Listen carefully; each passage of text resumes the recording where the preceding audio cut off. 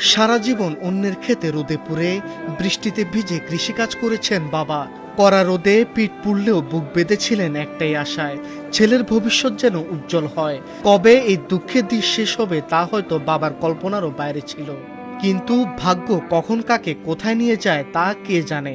বাবার সারা জীবনে জমে থাকা সব কষ্ট যখন ছেলে সরকারি চাকরির সাফল্যের খবর হয়ে ফিরে আসে, তখন পৃথিবীর যে কোনো বাবার বুকে সুখের কাঁপন ধরে।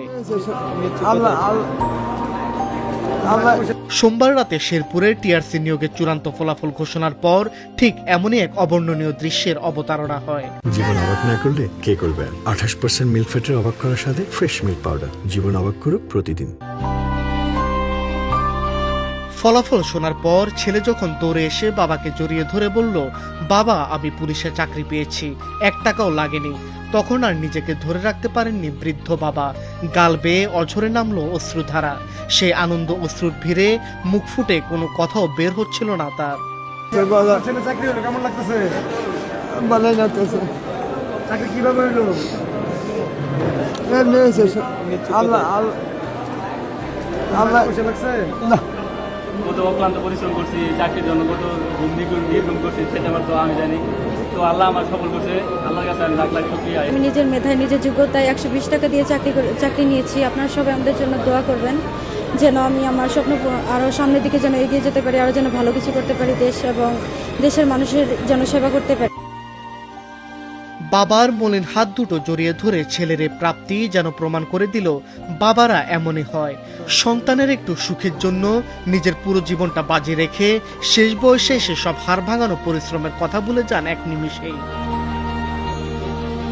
শেরপুরে বা শতভাগ স্বচ্ছতা, মেধা ও যোগ্যতার ভিত্তিতে মাত্র 120 টাকা ব্যাংক ড্রাফটের বিনিময়ে পুলিশের চাকরি পেয়েছেন 25 জন তরুণ তরুণী। শুভকামনা করি যে পর্যায়ক্রমে এই নিয়োগ প্রক্রিয়াটা চলবে। যাদের সুযোগ আছে পরবর্তীতে তোমরা আবারও চান্স নিবা। যাদের এখানে সুযোগ নাই মনে রাখবা তোমার ইয়াং বয়স তোমার জন্য অনেক বড় কিছু অপেক্ষা করছে। তোমার যেখানে রিজিক আছে তুমি অবশ্যই সেখানে চলে যাবা। তুমি তোমার এই চেষ্টাটা চালিয়ে রেখে যাও। তোমার জন্য সর্বোচ্চ সব সময়ের জন্য আমাদের শুভকামনা থাকবে। ফলাফল ঘোষণার পর এই কৃষিজীবী বাবাই নন, উত্তীর্ণরা আবেগে আপ্লুত হয়ে পড়েন।